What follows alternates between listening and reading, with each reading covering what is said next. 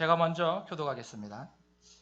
하나님이 그들이 행한 것, 곧 그 악한 길에서 돌이켜 떠난 것을 보시고 하나님이 뜻을 돌이키사 그들에게 내리리라고 말씀하신 재앙을 내리지 아니하시니라.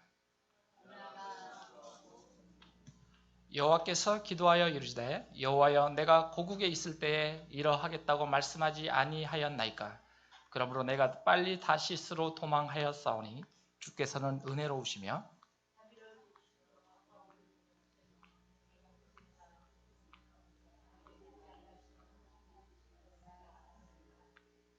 여호와여 원하건대 이제 내 성명을 거두어 가소서. 사는 것보다 죽는 것이 내게 나음이니이다 하니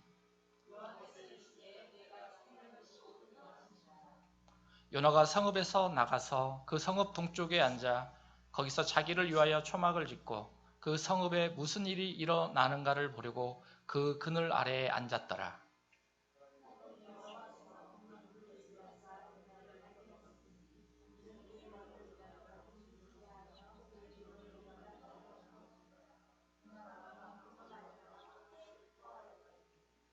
하나님이 벌레를 예비하사 이튿날 새벽에 그 박넝쿨을 갉아먹게 하심에 시드니라.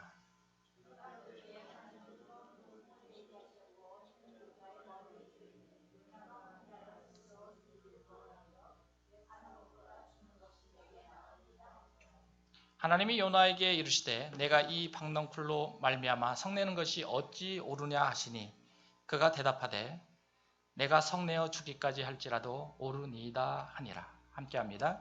여호와께서 이르시되 내가 수고도 아니하였고 재배도 아니하였고 하룻밤에 났다가 하룻밤에 맡아버린 이 박넝쿨을 아꼈거늘 하물며 이 큰 성읍 니느웨에는 좌우를 분변하지 못하는 자가 12만여 명이요 가축도 많이 있나니 내가 어찌 아끼지 아니하겠느냐 하시니라.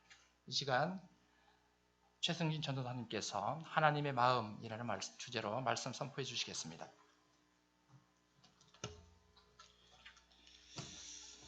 할렐루야. 할렐루야. 네, 반갑습니다. 은혜의 담배가 내리고 있습니다.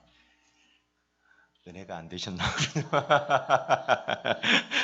은혜인 척? 네. 네. 똑같은 비례도 재앙과 재난으로 받아들이면 뭐 힘들겠지만 하나님이 또 은혜가 있으려니 또 성령의 담비려니 하면 또 더 은혜가 되는 것 같아요. 좀 사담입니다만은 저는 그냥 비를 별로 이렇게 좋아하진 않거든요. 비 맞는 거 좀 찝찝해하고 그런데 언제부터인가 이제 신앙생활을 하고 나서부터 이제 예수 그리스도의 보혈의 은혜를 좀 이렇게 알게 되고 깨닫게 되고 그러면서 비를 볼 때 이제 그런 생각을 한 번씩 하게 됐어요. 물이 변하여 포도주가 되는 것처럼 주님은 뭐든지 할 수 있잖아요. 근데 이 보혈이 다 이 비가 다 보혈이 된다면 물론 한 방울만 있어도 온 인류의 죄악을 다 씻어버릴 수 있는 능력이 보혈은 있습니다만은 이 비가 내릴 때마다 이 땅이 씻겨지는 것을 믿음으로 이렇게 바라보는데 이렇게 그게 또 기도하는 데 도움이 되고요. 또 밖에 있든 집에 있든 또 이렇게 습도가 높아지잖아요. 그러면 물 분자 하나하나가 다 이렇게 모든 공간마다 가득 차게 되는데 그것이 다 이렇게 물이 변하여 보혈이 됐다는 그런 믿음으로 그렇게 적용하면서 기도를 하면 훨씬 더 이렇게 기도하는 데 도움이 되고 이제 그때부터 제가 비 올 때 기도가 좀 달라졌던 것 같습니다. 예, 여러분에게는 비와 관련된 오늘 같은 날은 이렇게 밖에 나가서 나는 뛰놀고 싶다 뭐 이러면 느껴질 것이고 아랫목에 탁 앉아가지고 콩볶아 먹고 부침개 촥 부쳐 먹고 예 죄송합니다 아침에 금식하는 분도 계실 텐데 제가 눈이 오른쪽이 아침에 일어나 보니까 약간 충혈이 됐더라고요. 그래서 잘 이렇게 앞에서 보면 잘 안 보이실 텐데 혹시라도 이렇게 눈이 빨간 게 보이면 놀라지 마시라고 제가 미리 말씀드리는 거예요. 어이 뭐야 이게 이렇게 놀라지 마시고 네 그랬으면 좋겠습니다. 우리 잠깐 한 번 더 기도할까요? 기도할 때 주님 이 시간 이곳에 임하여 주십시오. 보혈로 우리를 덮으시고 성령으로 충만케 하시고 성령께서 역사하시는 그 역사가 각 사람에게 있기를 소망합니다. 우리 그렇게 그리고 또 예배를 말씀을 전하고 듣는 걸 방해하는 모든 혼미케 하는 영들을 예수님을 대적하면서 기도하며 나갑시다. 할렐루야. 아버지 감사합니다. 그저 감사합니다. 오늘 주님의 음성을 듣기를 원합니다. 하나님께서 전하는 자도 듣게 하시고 하나님 또 듣는 자에게도 또 각 사람에게 들려주시는 그 음성들이 있을 줄 믿사오니 마음을 여시고 또 생각을 여시고 감정도 여시고 또한 상체의 어떤 그런 묶임도 푸셔서 성령께서 친히 역사하시는 그 음성 듣게 하시고 들려주시옵소서. 성령의 이 시간 운행하시고 주여 이곳에 충만히 임하셔서 하나님 우리가 오늘 하나님만 예배하게 하여 주옵소서. 상황보다 크신 주님, 환경보다 크신 주님, 나의 연약과 부족보다 크신 주님, 그 주님을 우리가 봤으면 좋겠습니다. 영안을 열어 보게 하여 주시고 성령 충만함으로 더 깊은 영역으로 주님과의 교제 가운데 나가게 하여 주옵소서. 나사렛 예수 이름으로 명령한다. 오늘 말씀을 전하고 듣는 걸 방해하고 예배를 방해하고 기도를 방해하는 모든 혼미케 하는 영들아, 이곳에서 결박당하여 각 사람에서 결박당하여 떠나갈지어다. 하나님의 영광과 은혜와 말씀을 사모합니다. 성령 충만을 주시옵소서. 아버지, 내 말과 내 전도함이 설득력 있는 지혜 말로 하지 아니하고 다만 성령의 나타나심과 능력으로 하여서 오늘 이 시간도 하나님의 말씀 듣는 모든 분들의 믿음이 썩어 없어져 버릴 세상의 가치에 근거하지 않고 다만 하나님의 능력이 있도록 역사하여 주옵소서. 예수님의 이름으로 기도합니다. 아멘. 네, 요나서는 유명한 구약에서 책이죠. 또 이야기식으로 되어 있으니까 우리가 많이 또 읽어본 책 중에 또 하나입니다. 일단 짧죠, 그죠? 그래서 많이 또 들어봤고요. 또 요나서를 본문으로 딱 정해지면 많은 분들이 이렇게 말씀을 들을 때 벌써 그런 태도를 취하시는 것 같은데, 요나 이거 또 나한테 뭔 얘기를 하시나, 내가 또 불순종한 거 있나. 이미 뭐 요나서가 갖고 있는 기본적인 어떤 맥락 속에서 그렇게 방어 기제는 아닐지라도 또 그렇게 생각을 하시게 되는 경우가 많습니다. 많은 것 같습니다. 오늘 요나서를 준비하면서 사실은 이거 내가 오늘 이렇게 말씀을 전할 이게 이 자격이 되나 싶은 마음이 많이 들어서 이게 제 얘기거든요. 오늘 이 본문의 내용이나 요나와 하나님과의 사이에 있는 일들이 이게 저에게 해당되는 내용이 많아서 이거 나도 이게 제대로 안 되는데 이게 말씀을 전할 수 있나 이런 마음이 사실은 많이 들었고 또 사단도 많이 참수하더라고요.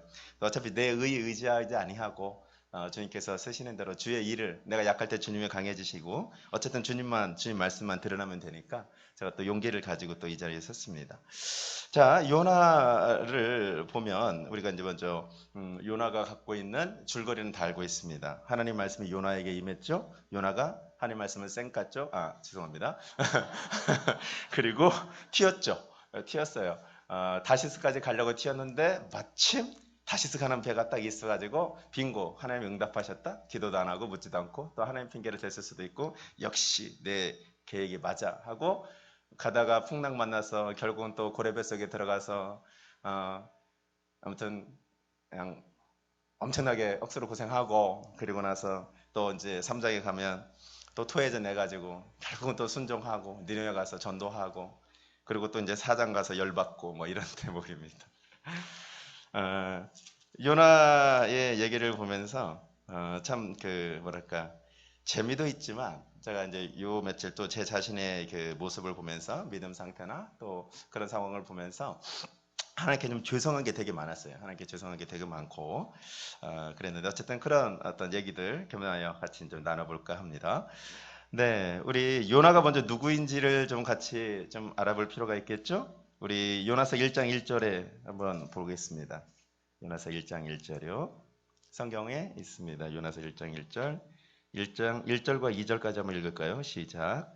여호와의 말씀이 아미떼의 아들 요나에게 임하니라. 이르시되 너는 일어나 저 큰 성읍 니느웨로 가서 그것을 향하여 외치라. 그 악독이 내 앞에 상달되었음이니라 하시니라. 아멘. 요나는 하나님의 말씀을 들었던 선지자입니다. 북이스라엘의 선지자이죠. 갈릴리 근처인 가데헤벨이라는 그런 나사렛에서 이렇게 한 7km 떨어져 있는 가데헤벨이라는 지역에서 태어난 북이스라엘의 선지자였습니다. 요나가 활동하던 시대는 여로보암 2세 때라고 나와 있습니다. 우리 성경 한번 본문은 접어두시고 한 번 더 찾아보겠습니다. 열왕기하 14장을 가보겠습니다. 구약성경 586, 587페이지 보시면 되겠습니다. 열왕기하. 요나에 대해서 언급된 부분이 두 군데, 요나서하고 그 다음에 이 열왕기거든요. 열왕기하 14장 네, 23절로부터 우리 27절까지 같이 읽어봤으면 좋겠습니다. 함께 읽겠습니다. 시작. 유다의 왕 요아스의 아들 아마사 제15년에 이스라엘 왕 요아스의 아들 여로보암이 사마리아에서 왕이 되어 41년간 다스렸으며 여호와 보시기에 악을 행하여 이스라엘에게 범죄하게 한 느밧의 아들 여로보암의 모든 죄에서 떠나지 아니하였더라. 이스라엘의 하나님 여호와께서 그의 종 가데벨 아미떼의 아들 선지자 요나를 통하여 하신 말씀과 같이 여로보암이 이스라엘 영토를 회복하되 하맛 어귀에서부터 아라바 바다까지 하였으니 이는 여호와께서 이스라엘의 고난이 심하여 매인자도 없고 노인자도 없고 이스라엘을 도울 자도 없음을 보셨고 여호와께서 또 이스라엘 이름을 천하에서 없이 하겠다고도 아니하셨으므로 요아스 아들 여로보암의 손으로 구원하심이었더라. 아멘. 여로보암 2세 때에 활동했던 선지자입니다. 여로보암 1세가 있고 여로보암 2세가 있죠. 우리가 잘 아는 여로보암 1세는 우리 방금 읽었던 본문 24절에 나오는 느밧의 아들 여로보암입니다. 솔로몬의 아들 르호보암이 남유다의 왕이 됐고 분열왕국 시대에 그 다음에 여로보암이 여로보암 1세가 북이스라엘의 왕이 되었었죠. 그 느밧의 아들 여로보암이 1세이고요. 이 오늘 본문에 나오는 요나 시대에 어떤 행동했던 다스렸던 왕이 여로보암 2세입니다. 여로보암 2세 때는 가장 북이스라엘 왕국의 역사상 번성했던 때입니다. 군사력으로도 경제력으로도 아주 번성했던 때예요. 그때 활동했던 선지자고요. 특별히 25절에 보면 하나님의 말씀이 선지자 요나에게 북이스라엘을 향해서 임해서 그렇게 선포되게 했죠. 여로보암이 이스라엘 영토를 회복하는데 어떻게 하맛 어귀에서부터 아라바 바다까지 하겠다. 뭐 이런 내용이죠. 우리 지도 한번 좀 보여주시겠습니까? 지도. 내가 저거를 안 가져왔네요. 네, 지도 보겠습니다. 첫 번째 지도.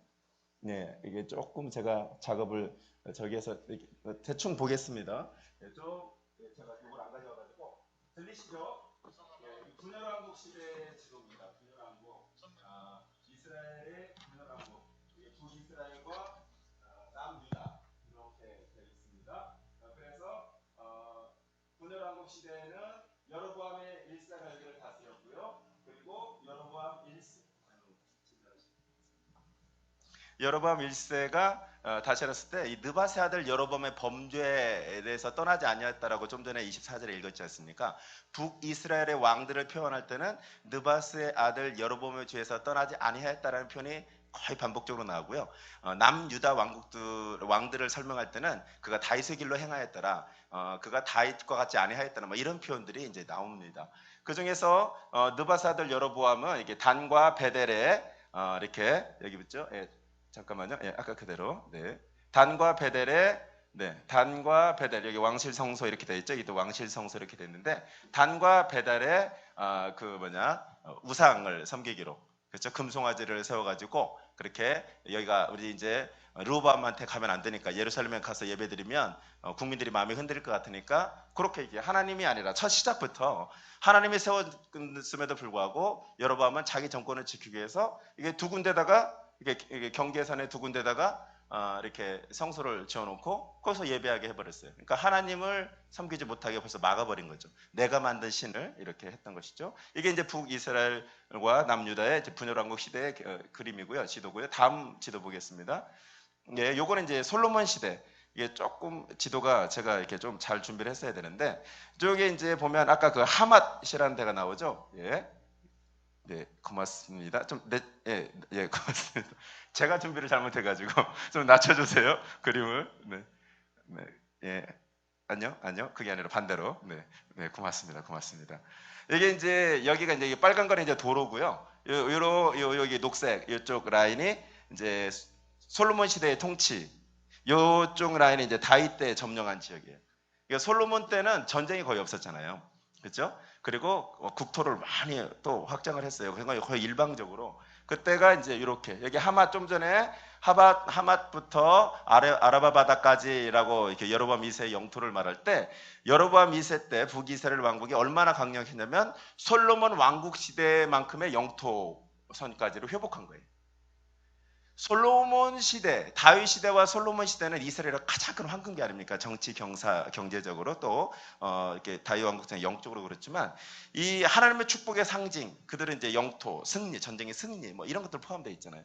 근데 이제 하맛, 이 어기까지 이렇게 다메섹을 점령하고 여로보암 2세 때 여기까지 회복한 거예요. 자, 이렇게 위로 좀 올려볼까요? 네, 고맙습니다. 예, 조금 더, 네네네, 낮춰야 되겠군요. 예. 제가 표현을 잘 못해가지고 죄송합니다. 이거 빨간 거 갖고 왔어야 되는데 깜빡 놓고 왔어요. 이쪽에 보면 이제 이 아래쪽으로 돼 있고 여기가 이제 사해지 않습니까? 이게 그림이 좀 흐린데 이쪽까지가 보통 사해를 아레바 바다로 가는데 여기까지 보통 이렇게 회복했다는 그런 뜻입니다.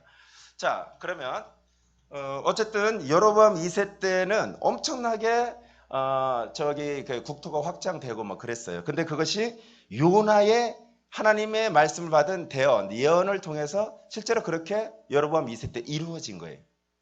그러면 여로보암 2세 때는 그들이 엄청나게 신앙생활을 잘했느냐? 천만에요. 여로보암 2세 북이스라엘 왕국의 멸망을 예언한 많은 어떤 선지자 중에 있지만 대표적인 것이 아모스 선지자가 한 아모스서거든요. 아모스서는 북이스라엘 왕국의 멸망에 대해서 예언을 해요. 언제 때냐? 여로보암 2세 때가 배경입니다. 여기서 여러분 기억해야 될 것이 있습니다. 동시대에 하나님의 일을, 하나님의 말씀을 받고 전하는 선지자 중에 하나는 멸망을 선포하고요. 물론 약간의 시기 차이는 있습니다. 또 하나는 그 땅의 국토의 회복을 선포한다는 것. 선지자는 그냥 들은 대로 전하는 거예요. 예를 들어서 호세 같은 경우는 고멜이라는 거의 창녀 같은 사람과 결혼하라고 하니까 율법을 벗어나서 하잖아요. 그죠? 그러니까 사실은 구약에도 보면 선지자들의 삶을 보면 율법에 어긋나면서도 그것을 통해서 하나님의 메시지를 전하는 하나님의 주권에 전적으로 순복하는 사람들의 메시지가 적지 않습니다. 뭐 이사야도 그렇고 에스겔도 그렇고 다 그랬죠. 그들이 포로로 잡혀가는 유다 왕국 이스라엘 백성들에 대한 것을 몸으로 표현하기도 하고 막 이제 이런 얘기들 나오지 않습니까? 자, 중요한 건 이들이 국토는 회복이 되고 영토는 회복이 되고 이때 당시에는 남유다보다 북이스라엘이 엄청 강했던 때예요. 그리고 북이스라엘이 이때 여로보암 2세 때는 그때 당시에 중동 근방에 패권을 차지하고 있던 아수르 제국하고 팽팽한 힘, 팽팽할 정도까지는 아니지만 어쨌든 그래도 좀 맞짱을 뜨고 그리고 쉽게 밀리지 않는 그런 때였어요. 겉으로 드러나는 것은 하나님의 축복이 임한 거예요. 예, 사실은 하나님의 말씀대로 하나님께서 요나를 통해서 예언한 말씀이 성취된 거예요. 오늘 읽었던 열왕기하 14장 26절 이하에는 이렇게 되어 있어요. 이는 여호와께서 이스라엘의 고난에 심하여 매인자도 없고 노인자도 없고 이스라엘을 도울 자도 없음을 보셨고 우상 숭배했단 말입니다. 첫 번째 왕 여로보암 1세 때부터 계속 우상 숭배요. 그리고 뭐 그랬지만 그들이 택한 백성 이라는 사실을 하나님이 기억하시고 그들을 향한 긍휼은 계속 이어져 있어요. 계속 이어져 가고 그때 그들이 비록 우상숭배하고 자기죄로 고통을 당하고 이방의 열방의 그 어떤 통치를 받고 막 때로는 뭐 암몬 족속 때로는 이제 아수르 족속에 막 괴로움을 당하는데 이것을 보고 내 백성이 범죄하지만 이것을 기뻐하지 않으시고 안타까워하시는 하나님의 마음이 여기 들어가 있어요. 그래서 이들에게 뭔가 하나님이 여전히 너희를 기억하고 있고 너희를 돕고 있고 너희를 향한 나의 계획이 있다. 그러니까 나를 기억하라는 메시지를 주기 위해서 선지자도 보냈지만 선지자의 예언이 성취되게 하는 일이 있었던 것이죠. 여호와께서 또 이스라엘 이름을 천하에서 없이 하겠다고 난해하였으므로 즉 요나의 예언이 선포될 때는 하나님이 북이스라엘을 아직은 내가 멸망시키지 않겠다는 뜻이 있었던 거예요. 그러면서 다시 그들이 돌아올 수 있도록 그죠?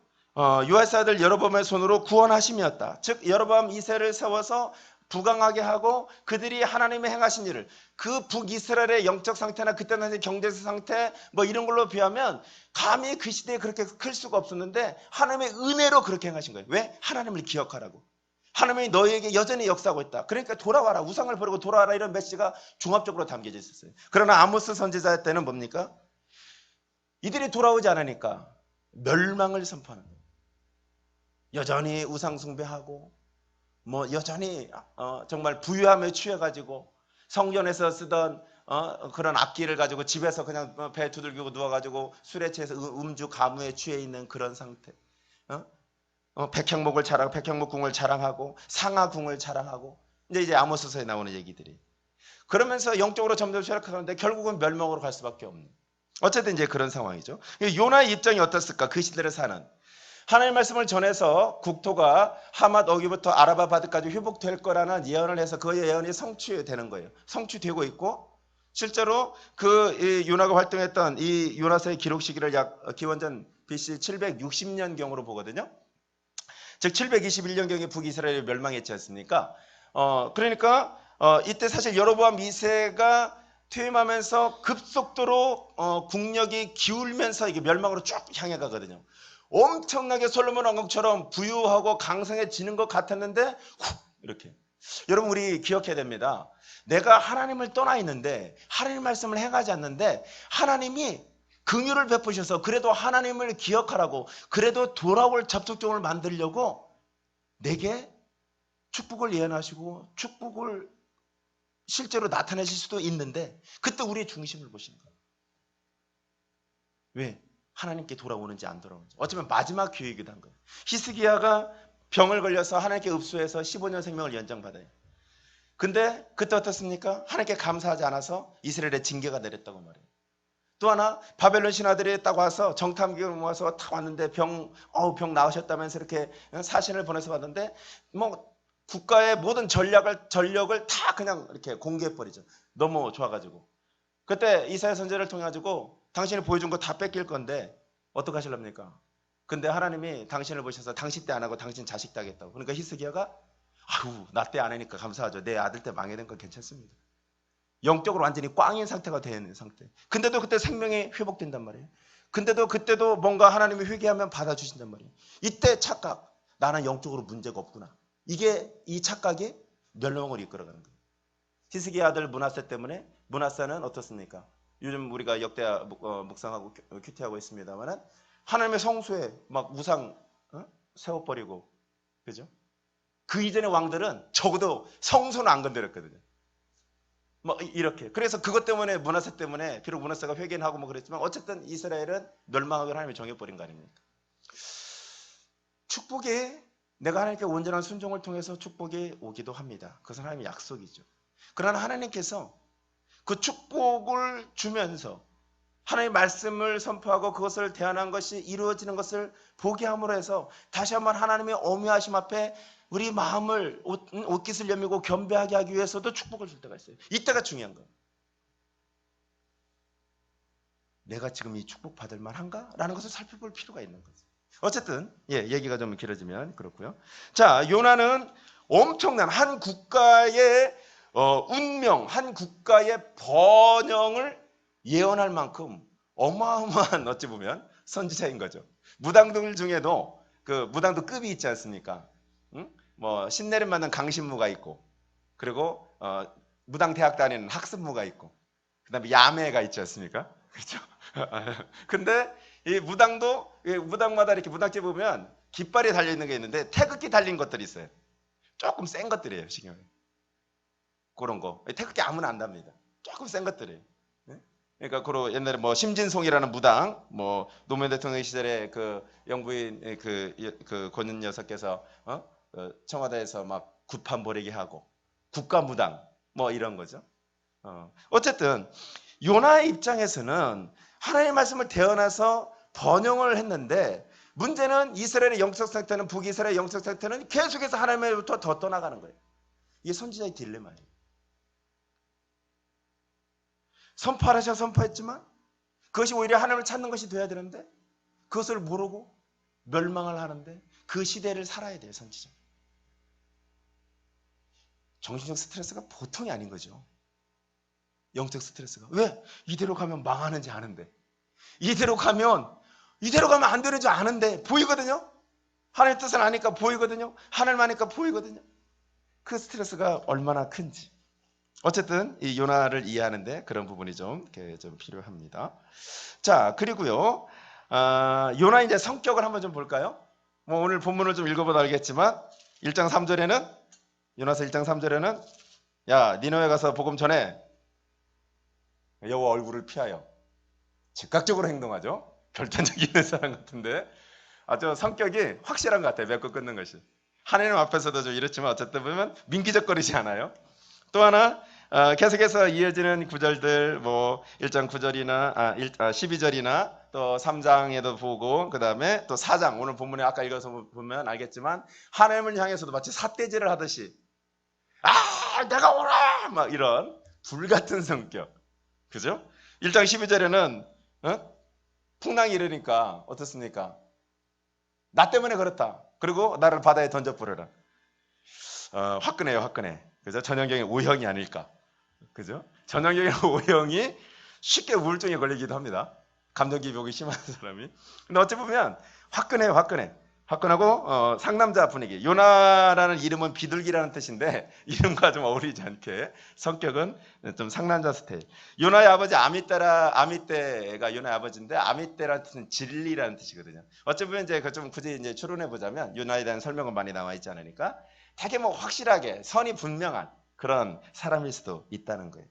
또 그럴 수도 있겠죠. 북이스라엘의 영적 상태를 보면 분명히 우상을 숭배하는 그 여기서 떠나지 않고 느바세 아들 여로보암의 길에서 떠나지 않고 여전히 축복을 받았어도 여전히 강성했을수도 하나님을 찾지 않고 지들이 잘나서 그런 것처럼 하는 모습을 보면서도 그런 상태인 줄 알면서도 하나님의 말씀을 전하라니까 축복을 선포하라니까 영토가 번영할 거로 선포하라니까 선포하죠. 뭔가 성격이 이렇게 딱 부러지는 어떤 그런 성격인 거예요. 자, 근데 이 성격이 이제 요나를 고래 뱃속까지 이끌죠. 요나가 왜 하나님 얼굴과 명령을 피해서 다시스로 가려고 했을까? 자, 우리 지도 세 번째 지도를 좀 보여주십시오. 예, 요나가 지금 이게 이제 요나의 행적을 간단하게 지도로 표현한 거예요. 요바항으로 갔어요.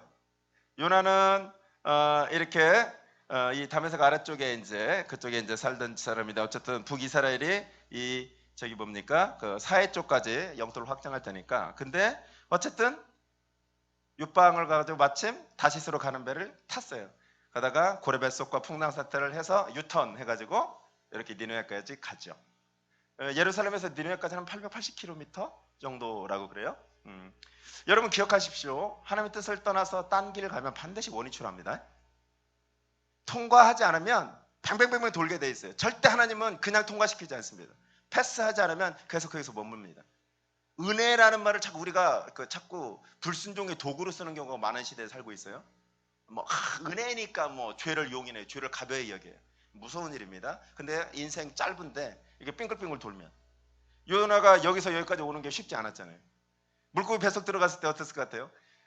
문헌들을 이렇게 보면 이렇게 예들을 보니까 고래 뱃속에 들어갔다가 살아난 사람들이 있더라고요. 서양에도 있고 우리나라 조선시대에 있고 그런데 이게 꺼내 보면 머리털, 이 솜털 이런 거는 다 녹아서 없어진대요. 위산이 그렇게 강한 거죠. 그리고 피부도 흐물흐물하고 뭐 하얀색 뭐 이렇게 되고 거의 녹아져 가는 이런 상태가 되는 거 얼마나 힘들까요, 그죠? 인생이 하나님 뜻을 떠나서 내 마음대로 가면 잘 되는 것 같지만 다시스로 가는 배 마침 다시스로 가는 배 같잖아요. 마침 이건 하나님의 섭리가 아니에요. 아니 큰 부분에서는 하나님의 섭리죠. 근데 이 마침을 분별할 수 있어야 돼요.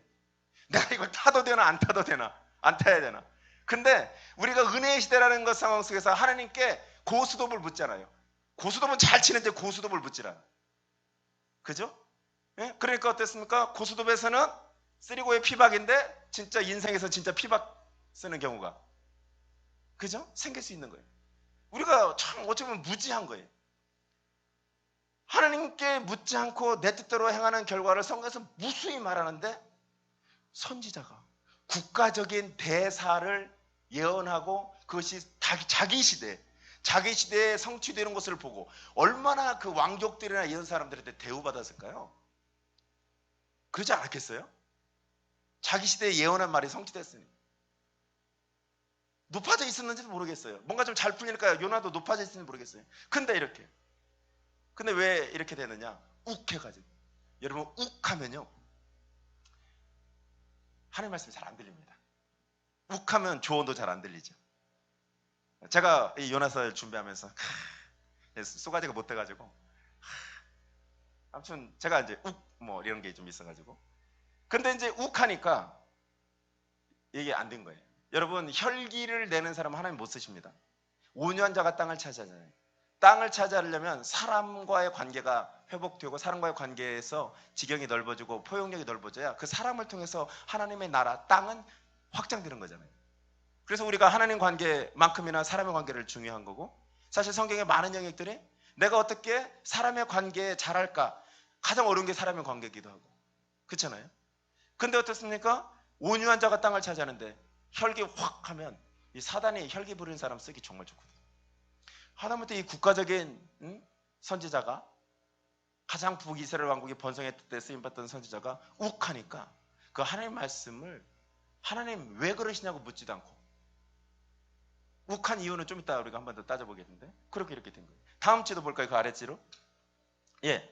지금 다시스가 성경에서는 이렇게 정확히 어디로 나와 있지 않은데, 지금으로 보면 여기가 스페인이거든요. 포르투갈 스페인인데, 스페인에 여기가 지브롤터 해협이라고 돼 있어요. 이쪽 지역에 옛날에 했던 이렇게 정확한 명칭이 스페인의 옛날 제국이기도 했는데 테르테소스라는 지역이라고, 지금은 정확하게 어떤 지역이다, 항구다 되어 있지는 않아요. 이쪽 지역으로 출현합니다. 보통 여기까지가 이제 예루살렘에서 여기까지 한 4,000km. 요나가 아예 하나님의 말씀 안 듣기로 작정을 한 거예요. 요나가 하나님이 누군지 알거든요. 자기를 바다에 던지는 선원들을 향해서도 하나님을 내가 경외하고 천지를 뭐 이렇게 막 하나님을 얘기해요. 하나님 눈을 피할 수 없다는 걸 아는데 욱하니까 아예 지금 하나님을 피할 수 있다고 믿은 거예요. 4,000km. 두 번째 다시스를 뭐 여기 이탈리아 옆에 있는 사르디니아 섬, 사르데나 섬으로 보는 견해도 있어요. 어쨌든 그 거리 장난 아니죠. 그래도 뭐 한 2,500km, 3,000km 되는 거 아닙니까? 800km 가지, 차라리 800km. 그렇죠? 4,000km 가려다가 여기서 진짜 말 그대로 골로 갈 뻔했지 않습니까? 이 지중해 한가운데서 수장될 뻔했지 않습니까? 하나님이 이걸 통해서 어쨌든 요나를 쓰시죠. 그러니까 엄청나게 먼 거리예요. 지금 여기서 여기까지를 가겠다라고 하는 거예요. 그 시대에. 여러분 흥분하면 지금 이 길이 어떤 길인지도 모르고 가겠다고 그러고요. 흥분하면 막 그냥 이게 그냥 그 하룻밤에 갈 수 있을 것처럼 착각하고요. 흥분하면 하나님도 내가 이길 수 있다고 착각하는 거예요. 제가 흥분을 잘해가지고 얼마나 찔리든지. 네. 자, 그런 어떤 부분이 이제 지금 봤고요. 뭐 다시스 뭐 대한 얘기는 따로 설명하지 않겠습니다. 그러면 이제 요나를 통해서 하나님께서 복음을 전하러 간 동네가 어디였죠? 니느웨 성이죠. 니느웨는 아수르 제국의 수도였습니다. 니느웨를 간단히 설명하면요. 니느웨는 티그리스강, 유브라데스강. 예. 지도 그다음 지도 한번 볼까요? 예, 여기 이제 아수르 제국이고요. 여기 보면 이제 강줄기 유브라데스강, 티그리스강 이렇게 되어 있습니다. 여기 설명되어 있죠. 이게 아수르 제국일 때, 나중에는 아수르가 멸망하고 바벨론이 제국이 되죠. 그죠? 이렇게 되죠. 그런 때 이때 이제 티그리스강 유역에 있던 니느웨 성이에요. 아수르의 수도고 천혜의 요사라고 불렸습니다. 약 그 간단히 조사를 해보니까 성벽이 1842년에 고고학자들에 의해서 이 니느웨 성이 발굴이 됐어요. 그전에는 이게 요나서가 옛날 얘기, 그냥 지어낸 얘기, 무슨 신화, 설화 같은 얘기라고 다들 그렇게 생각할 때, 땅 밑에 파니까 엄청난 모래 그런 밑에 이 성이 나온 거예요. 성벽 높이만 30m. 그리고 성의 두께는요, 전차가 한 4대가 나란히 달릴 수 있고, 일반 마차는 6대가 나란히 달릴 수 있는 만한 그런. 그리고 성 둘레가 총 13km. 그러니까 12만 명이 거할 수 있는 도성인 거죠.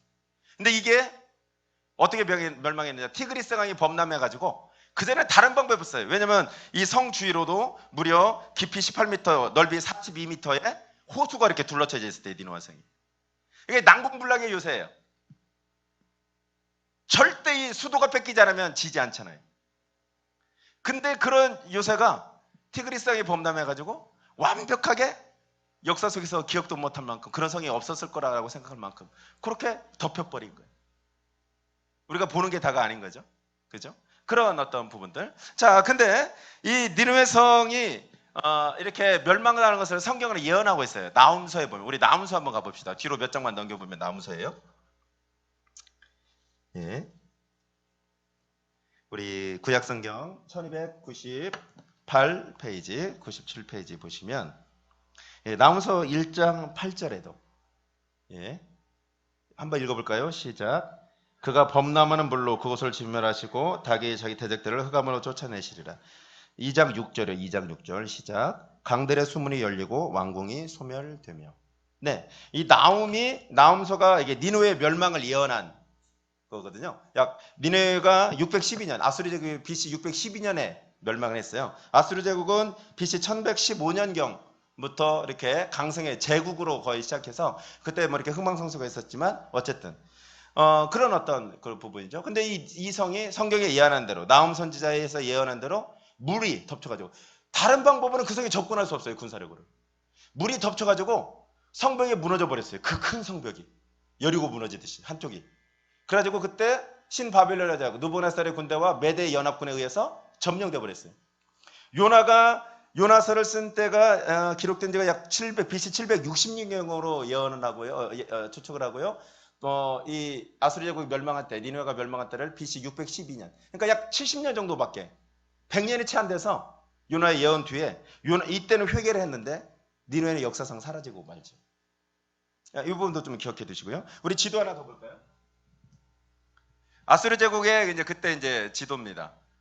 여기 보면 조금 여기 이제 약간 흐릿하게 되어 있는 영역이 이 아수르가 이렇게 차지하고 있는 영역이죠. 제국이 때 가장 번성했을 때. 우리 이제 북이스라엘만 721년에 저기 멸망시킨 게 아니라 우리가 잘 아는 히스기야 왕, 남유다 히스기야 왕 때 누구죠? 아수르 왕 사네립. 기억나시죠? 사네립. 그죠? 그때는 엄청나게 그 뒤로 사네립이 히스기야한테 말하거든요. 니들이 애굽을 의지하지 말아라. 애굽을 의지하면 애굽이 너희 도와줄 것 같으냐? 우리가 웬만한 거 싹 쓸었다며 이렇게 벼를 때 그 이집트까지. 이집트가 그때도 제국이었거든요. 바벨론과 갈그미스 전투에서 막 이렇게 패권을 내주기 전까지는 이집트 만만치 않았어요. 그러니까 이스라엘이 이집트냐 아수르냐 의지할 것이냐 이걸 호세에서는 영적 가늠한다 이렇게 표현하잖아요. 그죠? 막 이런 어떤 그런 시대. 그러니까 이 아수르는 또 이름 자체가 아슈르라는 전쟁의 신을 이름을 딴 나라예요. 엄청나게 강포하고 엄청나게 잔인하고 뭐 포로들 뭐 그냥 산채로 구워버리기도 하고 뭐 눈알 빼는 건 일도 아니고 포로 잡아갈 때 뭐 콧뚜레로 꿰가지고 막 끌고 가고 뭐 이런 그러니까 뭐 이 요나가 태어난 지역이 가데벨이니까 아수르의 침공을 가장 많이 받는 게 경계선이잖아요. 이쪽 북쪽이잖아요. 그러니까 어찌 보면 자기 친인척 중이나 요나의 상처 중에는 그 눈앞에서 그런 끔찍한 일들을 너무 많이 받고 어쨌든 국가적인 공격을 받을 때 얼마나 많이 그 아수르에 대한 미움이 컸겠어요. 그런 여러 가지 것들 우리가 이제 추론해 볼 수 있는 것이죠. 근데 이제 재밌는 사실은 하나님은 역사적인 것을 보니까 요나를 보낼 때 아수르가 비록 요나를 보낼 때 아수르가 그 뒤 70년경 100년이 채 안 돼서 멸망하고 니느웨가 멸망하는데 이 시기에 니느웨의 마음을 가난하게 아수르 제국의 마음을 가난하게 만드셔서 그러고 나서 요나를 보낸 거더라고요. 요나가 BC 760년경에 이걸 기록했으니까 뭐 고대 연대는 조금씩 차이가 나니까 역사적인 사실을 보니까요. 아수르 제국이 BC 765년경에 큰 돌림병, 역병이 돌아서 국가적인 재난 상태가 선포합니다. 오늘 아침에 여러분들 재난 문자 받아보셨잖아요. 뭐 그런 상태. 그 다음에 BC 763년경에는 일식, 낮에 해가 이렇게 감춰지는 거. 그때 당시 고대 일식은 왕의 태양은 왕을 상징하기 때문에 왕의 권위를 무너뜨리고 국가의 멸망을 상징하는 그런 징조로 봤습니다. 그러니까 민심이 흉흉하고 돌림병은 돌죠. 또 그 해에 또 역시 돌림병이 크게 돌아요. BC 763년경에. 그러니까 아수르 제국이 그 교만했던 마음이 제국은 승승장구하는데 내부적으로는 엄청난 어려움과 이 왕권의 위험을 받을 수도 있고 불안한 그런 상태였던 거예요. 잔인한 왕 그리고 강대한 왕이 쉽게 꺾여지나요? 우리도 어떻습니까? 우리가 뭔가 조금 잘 나가면 내 안에 교만 들어오면 이게 쉽게 꺾어지던가요? 천만에 안 꺾이잖아요. 이 교만을 휴게하기가 얼마나 어렵습니까? 교만이 있는지도 모르는 게 교만인데. 근데 하나님이 미리 역사적으로 그 나라를 잘 준비한 거예요. 뭐 이때 당시 왕이 뭐 아슈르딘 뭐 3세라고 뭐 이렇게 그렇게 돼 있네요. 성경에 우리가 나오는 아수르 왕들 많이 아시죠? 뭐 디글랏빌레셀, 살므네셀, 사르고니세, 뭐 사네립, 뭐 에사라돈, 뭐 이런 어떤 왕들이 이스라엘의 역사하고 이 아수르는 되게 역사서에도 봐도 되게 많이 영향을 미쳤다. 그 중에서 북이스라엘의 선지자인 이 요나가 볼 때는 비록 하나님의 백성 이스라엘의 우상을 섬기지만 그래서 하나님이 옆에 제국들을 들어서서 하나님의 백성을 징계하고 하나님께 돌아오도록 채찍질을 하시지만 근데 우리 나훔서에 보면 하나님이 얘기한 것보다 하나님이 이스라엘을 혼내라고 한 것보다 이 아수르가 더욱더 잔인하게 혼내가지고 아수르를 지구상에서 멸해버리잖아요. 그죠? 모든 선지서 나오는 뭐 에돔이니 뭐 이런 나라들이 다 그렇게 변하잖아요. 하나님이 정한 범위보다 더 강하게 이스라엘 백성을 징계하는 도구로 쓴 거죠. 징계가 아니라 멸절시켜버리려고 하니까. 그러니까 하나님의 언약 백성은 징계가 하나님께 돌아오고 회개하고 회복의 사인이 되는데 이때 쓰임받는 이방 족속들은 그것을 하나님의 뜻을 분별하면서 적당한 선에 서야 되는데 지성질을 못 여겨가지고 결국 멸망하게 되는 그런 상황들. 어쨌든 이런 정치적인, 영적인 또 여러 가지 역사적인 상황 속에 요나가 있는 거예요. 근데 하나님이 요나한테 그 니느웨를 가라는 거예요. 자, 처음으로 얘기했던 내용을 다시 한번 가볼까요? 요나가 스트레스가 있었습니다. 어떤 스트레스? 하나님의 선지자요. 하나님의 법을 압니다. 근데 내 생각에는 북이스라엘을 조금 더 징계해서 이들이 하나님을 찾도록 사사기처럼 그렇게 해야 될 것 같은데 하맛에서 아르바 바다까지 마치 솔로몬 왕국의 번성과 같은 번성을 선포케 하고 그것을 하나님이 이루어줘 버리세요. 이해가 안 될 수도 있어요. 선지자 입장에서는. 하나님 뜻이니까 순종하지만 근데 그렇게 축복하면 이스라엘 백성이 돌아올 줄 알았는데 하나님 뭐야 그렇게 해놓고 결국 안 돌아오잖아요. 더 타락하잖아요. 이런 원망이 생길 수도 있다니까요. 어떤 사람이 있어요. 좀 두들겨 패가지고 돌아오면 될 것 같은데 하나님이 자꾸 잘 되게 해주네. 은혜를 통해서 하나님의 사랑을 깨닫게 하려고 하는 거. 거기서 깨닫고 돌아키고 은혜를 덧입는 사람이 있는 반면에 여전히 내가 잘난 줄 알고 착각한 사람도 있죠. 1장 3절에 니느웨의 죄악이 하나님께 상달되었다라는 표현하죠. 우리가 기도가 상달된다. 기도가 찬다라는 것처럼 죄악도 차야 심판이 임하거든요. 근데 심판의 때 하나님께서는 악인이 죽는 것을 기뻐하지 않는 하나님께서는 그래도 이들에게 누군가 구원, 하나님의 은혜를 선포할 사람을 찾는 거죠. 하나님의 뜻을 우리가 다 안다고 생각하면 되게 위험할 수 있습니다. 왜? 요나는 국가적인 일, 우상을 숭배하는 북이스라엘에 대해서 번영을 선포할 때도 어쨌든 하나님의 선지자로서 선포했어요. 하나님의 뜻을 기대하면서. 근데 요나가 생각하는 하나님이라는 분의 범위, 요나가 생각하는 하나님의 축복과 징계의 범위를 벗어난 대상인 니느웨에게 회복을 선포하는, 복음을 전할 때는 기회가 있다는 거잖아요. 아직 들을 기회가 있다는 것은 회복의 기회가 있다는 거잖아요. 하나님이 기름 부음을 낭비하지 않거든요. 근데 그것을 요나가 아는 거죠. 근데 내 기준을 넘어서니까 뚜껑이 확 열린 거예요. 아까 막 4,000km를 막 도망가 버렸죠. 성격, 대단해. 예? 그죠? 대단해, 성격.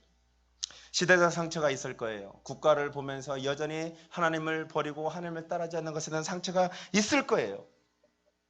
이해할 수 있죠. 여러분도 중보하다 보면 그러지 않나요? 하나님이 그냥 다리몽둥이를 확 부러뜨려가지고 그냥 탁 여기 앉혀놓으면 좋겠는데 다리몽둥이를 부러뜨리는 게 아니라 더 갑자기 다리가 튼튼해져가지고 막 싸돌아다니면서 나쁜 짓을 하는데 하나님은 나한테만 회개하고 더 사랑하래.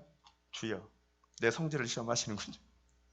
말만 안 해서 그렇지, 차마 표현을 못해서 그렇지 요나 같은 마음이 제 안에도 있더라고요. 여러분은 뭐 아니실 것 같아요. 제가 많이 안 그러는데 조금 영적으로 육체적으로 지쳐있을 때 하나님은 꼭 누군가 저를 자극하는 사람을 이렇게 예비하셔가지고 왜 그러신지 몰라. 내 속까지 다 드러나게. 좀 거룩한 척하고 하나님 앞에도 좀 이렇게 참 포장도 잘하고 있었으면 좋겠는데 여지없이 발가벗겨지는 그런 상황을, 이런 게 제일 힘들어. 그죠? 회개가 내가 이렇게 드러나는 게 제일 힘든 거예요. 참 이 사람이 교만해. 근데 지난 한 몇 달 사이에 아무 일도 아니에요. 아무 일도 아니에요. 어떤 분이 저한테 하는 말이 계속 제 자존심을 건드리는 거예요. 저게 상처가 되는 거예요. 그냥 보통으로 아무 논리적으로 따져보면 아무것도 아니에요. 그분의 의도가 어떤 데서는 몰라요. 의도가 있다 할지라도 다른 때 같으면 웃어 넘길 일인데 자꾸 상처가 돼요. 제가 성경적 원리를 아는 대로 회개도 용서도 하고 용서합니다 선포도 하고 핍박하는 자 미운 자 축복하래서 축복도 하고 그 나를 자꾸 찔르는 영들도 대적도 하고 그 원리를 잘 적용했는데 제 마음에 그렇게 흡족한 기도가 안 되는 거예요. 계속 서운하고 계속 누가 좀 갚아줬으면 들고 왜 그런지 몰라. 여러분 안 그런데 저는 그래요. 자꾸 이쁘게 안 봐지고 이게 너무 힘든 거예요. 하나님 뜻을 아는데 저 사람들까지 아니 어마어마한 원수도 아니야. 진짜 중요한 건 그냥 내가 지금 불편하고 자꾸 자존심이 건드려지고 내가 저 사람까지 내가 놓고 기도하기에는 힘 빠지고 요나가 그러지 않았을까 싶어요. 그 국가가 부유하지만 계속 하나님을 버리는 상황을 보면서 영적으로 스트레스가 엄청 컸을 텐데 느레까지 기도하라고 하니까 전도하라고 하니까 이게 쌓였던 게 참았던 게 터진 것은 아닌가라는 생각을 개인적으로는 좀 유추를 해봐요. 근데 제 마음에 그러니까 계속 씨름을 하는 거예요. 기도할 때마다 찝찝한 마음이 있으니까 이거를 기도 안 하고 넘어갈 수가 없어요. 기도하는데 여전히 내가 개운치 않아. 그분을 기도하면 기도할수록 내 쏘가지가 하나님 앞에 드러나. 큐티를 할 때마다 네가 문제가 있다고 말을 하셔. 너 왜 그러니? 이 밴댕이야 막 그러고 하나님 제가 더 나쁜 것 같은데 아니야 야 밴댕이야 좀 그러지 말아라. 하나님 너한테 너무 하시는 거 아니에요? 말은 하지만 속으로 그냥 생각하고 하나님께 안 들키는 것처럼 요나 마음이 제가 이해가 됩니다. 감사하게도 한 몇 달 그러다가 어제는 1시간 반 정도 기도하는데 1시간을 넘게 그분을 위해서 정말 전심으로 진심으로 강권적으로 기도를 시키시더라고요. 너무 제가 감사했어요. 속이 뻥 뚫리는 것 같고 아이고 그래 그러면서 깨달았어요. 내가 주님 따라가기로 했는데 가만 보니까 이 사람한테도 이런 대접 안 받고 싶은 거예요. 높아져 있었던 거예요. 예수님이 직접 낮추시고 종드셨는데 나는 그냥 이게 싫은 거예요. 이 상황까지는 내가 손대기 싫은 거예요. 영적으로도. 내가 하나님 요거까지 기도해야 돼요? 이 마음이 있었던 거예요. 제가 담임 목사님도 아니고 주님 너무 하시는 거 아닙니까? 내 것도 빨리 응답해 주시고 그러지 뭐 그런 응답은 더디고 자꾸 여기 일을 더 보태시 이런 마음이 제가 있어요. 너무 죄송하더라고요. 세례 요한을 묵상하면서 그는 흥하여야 하겠고 나는 쉬어야 하리라 하는데 내가 자꾸 높아져 있었던 거예요. 영광을 하나님의 복음을 전하면서 나도 모르게 내가 영광을 취하고 있었던 거예요. 영광을 받고 싶었던 거예요. 예수님은 종되기를 원하셨고 예수님은 많은 사람을 위해 죄인들을 위해서 자기 목숨을 대속물로 내주는 제가 우리 교회 왔을 때 하나님 어떤 말씀을 잡고 우리 교회에서 신앙생활 해야 됩니까? 그럴 때 마가복음 10장 45절 주셨거든요. 인자가 온 것은 섬김을 받으려 함이 아니라 도리어 섬기라고 많은 사람을 위해서 자기 목숨을 대속물로 주려 함이라. 죽는 공고사하고 그 조금 불편하다고 퉁퉁대고 있었으니 얼마나 부끄러운지 이 말씀 준비하는 게 너무 고역이더라고요. 정말 고백하고 나니까 좀 낫다 그죠? 근데 자, 이 정도 수준입니다. 여러분 중보기도가 필요하죠? 기도 좀 많이 해주세요. 이 복음 앞에 복음의 실체 앞에 제가 그런 거예요. 자, 그러면 한번 우리가 이제 따져봅시다. 왜 요나였을까? 하나님 왜 요나를 보내셨을까? 3장에 아시지만 요나가 사흘 길인 아수르 성을 니느웨 성을요 하루 만에 회개라 히브리 말로 5마디 딱 하고 그리고 전도 땡 친 거예요. 사흘 길을 가야 되는데 이걸 달리면서 전했나 봐. 회개하지 않으면 망해라. 듣지 마라 막 이러고 했나 봐. 얘들 들을까 봐 막 뛰어간다. 회개하면 망하는데 이놈들 망해야 되는데 이런 마음으로 했나 봐. 고래배 속에 들어갔다 나왔는데도 이 쏘가지가 이 상처가 이 분노가 해결이 안 된 거예요. 대단해 요나가 보면 대단해. 근데 덜컥 왕부터 짐승까지 금식해버리네. 그럼 오늘 본문 10절에 하나님의 뜻을 돌이켰고, 요나가 아니어도, 요나의 완전한 순종이 아니어도 하나님은 니느웨를 회개시키고 심판을 유예할 계획이 있었다는 것을 우리가 유추해볼 수 있죠. 근데 왜 요나를 보냈을까? 당시에 선지자 중에 아모스, 남유다 두부와 지방의 목자인 선지자가 북이스라엘까지 가서 북이스라엘 멸망을 선포했거든요. 목숨 걸고. 그런 사람 보내면 딱이잖아요. 북이스라엘이 강성할 때 남유다를 엄청나게 또 괴롭히게 하고 막 그랬으니까 항상 내전 비슷하게 어떤 그런 알력 싸움이 있었으니까, 아니 그 아모스 같은 사람 보내면 딱이잖아요. 조금 뒤에는 이제 호세아나 이사야도 이제 조금 이제 좀 한 몇십 년 뒤에 나타나지만, 호세아나 이사야 같은 사람 보내면 딱이잖아요. 그냥 한 방에 알겠습니다. 니느웨 가죠. 3일 쫙 채우고 완벽한 순종으로. 호세아가 고멜을 그렇게 순종함으로 하잖아요. 아니 왜 호세아를 안 보냈을까? 왜 아모스를 안 보냈을까? 왜 이사야를 조금 더 기다렸다가 이사야를 안 보냈었을까? 왜 요나인가? 왜 나 같은 사람한테 그 사람을 붙였는가? 왜 나한테 그런 부르심을, 하나님이 그렇게 그런 부르심을 이끄시는가? 여기에는 하나님의 놀라운 섭리가 담겨 있는 것 같습니다. 요나서는 구약의 선교 행전이요, 선교 지침서 같은 책인데, 선교적 관점에서 놓치지 말아야 될 한 부분을 하나님이 말하고 있지 않나 저는 생각을 해요. 선교라고 하니까 또 나와 동떨어진 거라고 생각하시는 분들 많아요. 천만에요. 우리가 예수 그리스도의 제자입니다. 선교사는 뭐예요? 보내심을 받은 자. 우리는 타국이든 이곳에는 우리는 그리스도는 보내심을 받은 자들이잖아요. 예수를 따라가는 제자들, 최초의 선교사인 예수님을 따라가는 제자들의 삶, 어느 곳이든 우리는 선교의 삶을 살도록 부르신, 그게 우리 정체성이에요. 작은 전도든 가정 전도든 이 모든 것도 사실 부르심, 직장 정도든 결국 우리 그런 선교의 삶을 살도록 돼 있어요. 여기서 중요한 거, 요나가 어떻게 반응한지 몇 구절만 보고 오늘 말씀을 마칠게요. 4장 1절 한번 볼게요. 10절, 3장 10절부터 4장 1절이요. 시작. 하나님이 그들이 행한 것 곧 그 악한 길에서 돌이켜 떠난 것을 보시고 하나님의 뜻을 돌이키사 그들에게 내리라고 말씀하신 재앙을 내리지 아니하시니라. 요나가 매우 싫어하고 성내며 2절이요. 여호와께 기도하여 이르되 여호와여 내가 고국에 있을 때 이러하겠다고 말씀하지 않았나이까. 그러므로 내가 빨리 다시스로 도망하였사오니 주께서는 은혜로우시며 자비로우시며 노하기를 더디하시며 이내가 크시사 뜻을 돌이켜 재앙을 내리지 아니하시는 하나님이신 줄을 내가 알았음이니이다. 알긴 알았어요. 오늘 제목이 뭐였죠? 하나님의 마음이에요. 알긴 알았어요. 하나님에 대해서.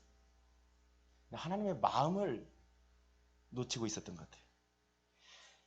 하나님은 하나님의 마음을 이 요나 선지자에게 메시지를 기계적으로 대언, 음성을 듣고 대언하는 것만이 아니라 하나님의 마음을 품은 그런 내 자녀, 내 종, 내 선지자로 삼기를 원하셨던 것 같아요.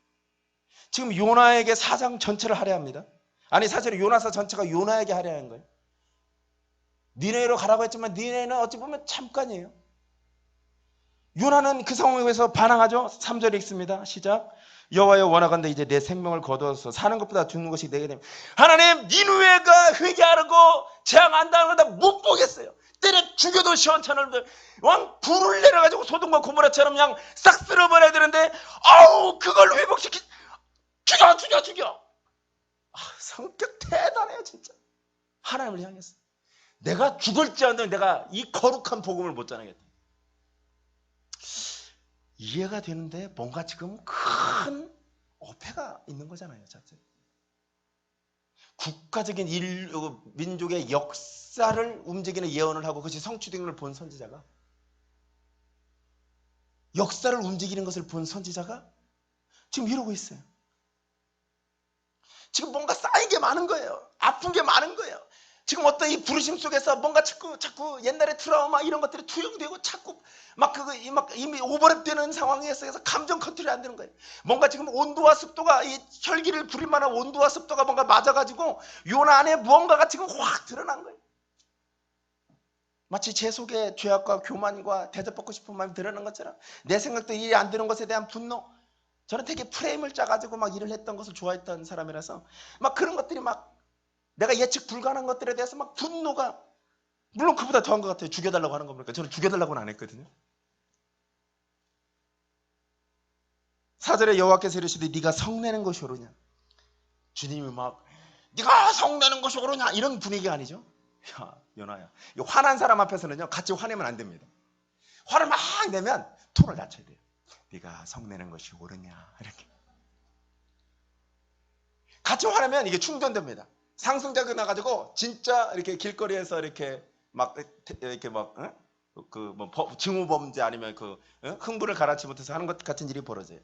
사단은 그걸 노리고 하나님은 네가 성내는 것이 옳으냐. 하나님 뭔가 좀 기죽은 듯한 분위기처럼 요나가 그럴 것 같아요. 그 말에 대꾸다네 또 쌩까네.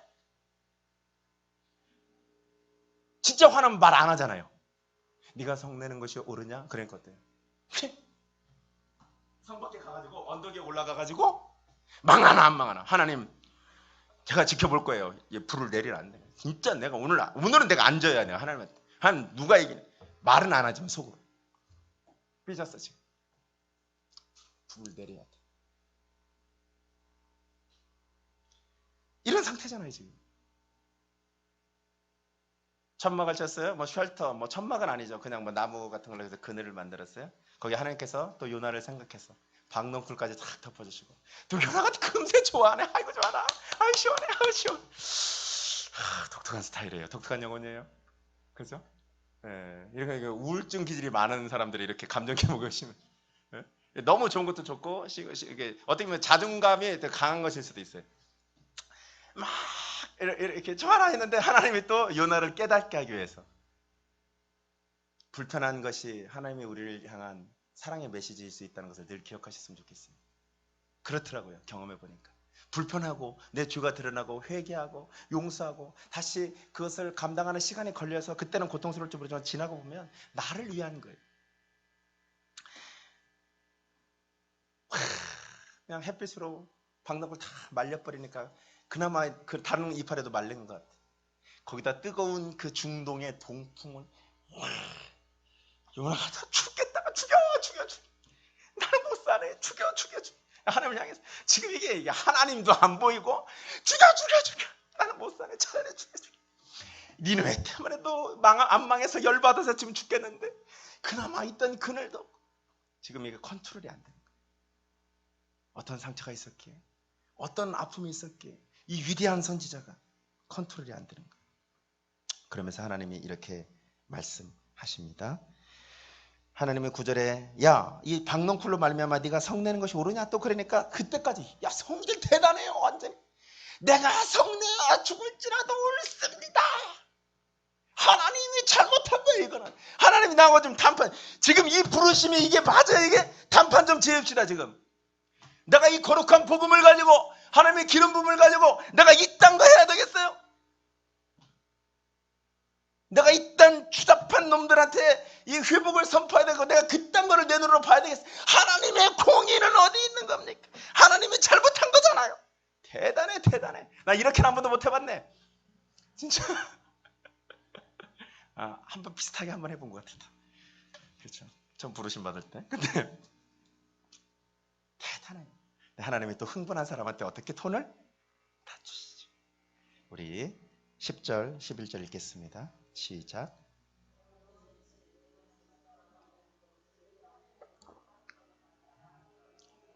박넝쿨을 아꼈거든. 하물며 이 큰 성읍 니느웨에는 좌우를 분별하지 못하는 자가 12만여 명이요 가축도 많이 있나니 내가 아직 어찌 아끼지 아니하겠느냐 하시니라.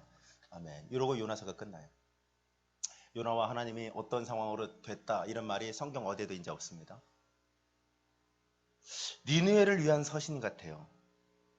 니느웨를 위한 선지서 같아요. 근데 하나님의 관심이 지금 저는 그렇게 느껴집니다. 여러분 어떻게 볼지 모르지만 요나에게 하나님의 모든 관심이 가 있는 것 같아요. 우리가 월드와이드 교회 부르심 받았어요. 월드와이드 교회를 위해서 우리가 존재합니다. 그러나 하나님 우리를 위해서 월드와이드 교회를 준비해 놓으셨어요. 니느웨를 위해서 요나를 보냅니다. 근데 요나를 위해서 이 니느웨를 보낸 거예요. 상처 없는 아모스, 상처 없는 호세아를 안 보낸 이유가 있는 거예요. 하나님은 지금 요나를 회복시키기를 원하는 거예요. 요나 안에 있는 하나님과의 관계마저도 다 뿌리채 뒤흔들 만한, 그래서 나중에는 사단의 통로가 될 수도 있는 요소들을 싹 제거하기 위해서 지금 요나를 사실은 의도적으로 뒤집는 거예요. 요즘 어떤 속 뒤비진 일이 있으십니까? 늘 뒤비셨다고요? 속 뒤비진 일에 하나님의 메시지가 있습니다. 나를 향한. 우리가 하나님을 오해할 때가 있습니다. 하나님 맨날 나 일만 시켜. 하나님 말씀하십니다. 나 너한테 관심 있는데. 누가복음 10장에 70인의 제자들이 돌아올 때, 주여, 주의 이름이면 하늘에서 사단이 번개같이 떨어지는, 귀신들도 우리에게 항복하라. 그래, 나도 사단이 하늘로부터 번개같이 떨어지는 걸 봤다. 내가 뱀과 정갈을 밟으며 원수의 모든 능력을 압도할, 제어할, 컨트롤할 권세를 너희에게 주었지 않느냐. 한마디 덧붙이시죠. 그러나 귀신들이 너에게 항복하는 것을 기뻐하지 말고 너희 이름이 하늘에 기록된 것을 기뻐하라. 하나님, 우리의 진짜 기쁨, 우리의 진짜 부르심, 우리의 진짜 완전한 평강이 하나님과의 관계, 그리고 구원받은 그 자녀된 신분, 그것이 어떤 성취보다, 어떤 사역의 성취보다, 어떤 절망보다 중요하지 않고 크지 않다고 말씀하시는 거죠. 저와 여러분에도 어떤 아픔이 있을 것입니다. 우리는 사람이니까요. 주를 향해서 주를 따르고 순종하는 많은 시간들이 있었을지라도, 그러나 여전히 내 안에는 해결되지 않은 상황과 조건만 아다리가 딱 걸리면 요나처럼 이렇게 하나님을 향해서도 될 수밖에 없고, 사명이고 뭐고 다 내팽개치고 할 만한, 부르심이 뭐고 다 내팽개치고 할 만한 나의 의, 나의 주의, 나의 주장, 나의 정당한 명분들이 있잖아요. 근데 오늘 속 뒤비진 그런 상황들 속에, 그런 대상과 그런 부르심 속에 나를 향한 하나님의 지금 메시지가 있습니다. 요나서가 그 뒤에 요나와 하나님 관계를 얘기하지 않듯이 저도 그 답을 여러분께 얘기해 드릴 수는 없습니다. 근데 주님께서는 저와 여러분에게 잔잔한 목소리로 말씀하실 거라고 제가 믿습니다. 막 꾸짖고 너 성질 자식 성질 못돼 먹어가지고 엎드려 받쳐 이러지 않으시고, 성내는 것이 옳으냐? 근데 이렇게 조곤조곤 말씀하실 거라고 믿습니다. 누구를 위해서요? 70년 뒤 100년도 채 안 되는 시간에 멸망할 니느웨를 위해서가 아니라, 니느웨가 이 뒤에 하나님을 국가적으로 섬겼다는 얘기가 없잖아요. 지금 요나, 하나님의 사람 요나, 니느웨도 관심이 있으시는 건 분명히 맞지만, 이 상황 속에서 분명히 하나님의 사람 요나, 하나님이 쓰시는 요나, 하나님이 사랑하시는 요나에게 하나님이 하나님의 마음을 지금 부어주고 싶으신 겁니다. 우리가 문자적으로 성경을 알아도 하나님의 행간에 있는 하나님의 마음을 놓치면 우리는 바리새인이 되고 사두개인이 될 수도 있습니다. 율법주의자가 될 수도 있습니다. 그리고 일만 하다가 하나님을 놓쳐버릴 수 있는 그런 연약함을 우리는 다 갖고 있습니다. 그런데 기억하십시오. 하나님은 나를 원하시고 나에게 관심 있으시다는 사실이래요. 기도하겠습니다. 기도할 때 하나님이 메시지를 통해서 여러분에게 들려주신 내용들, 깨닫게 하신 내용들이 있을 것입니다. 그거 기도하세요. 그거 붙잡으세요. 막 회개를 해야